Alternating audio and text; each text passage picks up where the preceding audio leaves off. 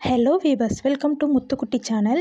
இன்றைக்கி நம்ம வெண்டைக்காய் ஃப்ரை எப்படி பண்ண போகிறோங்கிறத பார்க்க போகிறோம். வாங்க வீடியோக்குள்ளே போகலாம். இதுக்கு அடுப்பில் ஒரு கடாய் வச்சுட்டு கடாய் சூடானதுக்கப்புறம் நான் 2லேருந்து 3 டேபிள் ஸ்பூன் அளவுக்கு எண்ணெய் சேர்க்க போகிறேன். எண்ணெய் நல்லா சூடானதுக்கப்புறம் 1 டேபிள் ஸ்பூன் அளவுக்கு கடுகு போட்டுக்கிறேன்.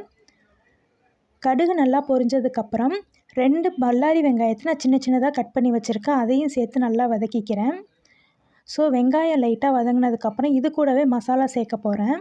எதுக்காகனா, நம்ம வெண்டைக்காய் சேர்த்தோம்னா வெண்டைக்காயோட கொலகொலப்பில் மசாலா அந்தளவுக்கு மிக்ஸ் ஆகாது. ஸோ அதனால் நான் வெங்காயத்தோடய சேர்த்துக்கிறேன்.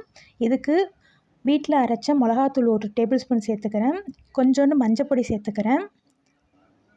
தேவையான அளவு உப்பு சேர்த்துக்கிட்டு நல்லா கலந்து விட்டுக்கிறேன்.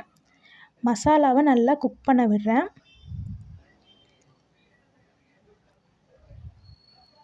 பாருங்கள், மசாலா இந்த அளவுக்கு பச்சை வாசனை போனதுக்கப்புறம் ஒரு 10 வெண்டைக்காவை நான் சின்ன சின்னதாக கட் பண்ணி வச்சுருக்கேன். ஸோ அதோடு இதை நான் ஆட் பண்ணிக்கிறேன். ஆட் பண்ணிவிட்டு கலந்து விட்டுக்கிறேன். நான் இதில் தண்ணி சேர்க்க போகிறதில்ல. அடுப்பில் சிம்மில் வச்சுட்டே நான் வேக விட போகிறேன். பாருங்கள், வெண்டைக்காய் எந்த அளவுக்கு குழகுழப்பாக இருக்குன்ட்டு. நான் தண்ணி சேர்த்திங்கன்னா இன்னும் குழகுழப்பாயிடும். ஸோ அதனால் சிம்மிலே வச்சு வேக விடுங்க. சில பேருக்கு ரொம்ப ஃப்ரை பண்ண வேணாம்பாங்க. இந்த மாதிரி பதம் வந்தோடனே குழகுழப்பு போனதுக்கப்புறம் தேங்காய் துருவிட்டு நீங்கள் அதை சர்வ் பண்ணி சாப்பிட்லாம். எனக்கு இன்னும் ஃப்ரை ஆகணும் அப்படிங்கிறதுக்காக நான் வேக விடுறேன். பாருங்கள் எந்த அளவுக்கு ஃப்ரை ஆகி வந்திருக்குன்ட்டு. ஸோ இதில் நான் தேங்காய் சேர்க்க போகிறதில்ல. ப்ரெஸ்ட் ஃபீட் பண்ணுறவங்க தேங்காய் சாப்பிட வேணாம்னு சொல்லுவாங்க. நான் ப்ரெஸ்ட் ஃபீட் பண்ணுறேன், அதனால் தேங்காய் சேர்க்கலை.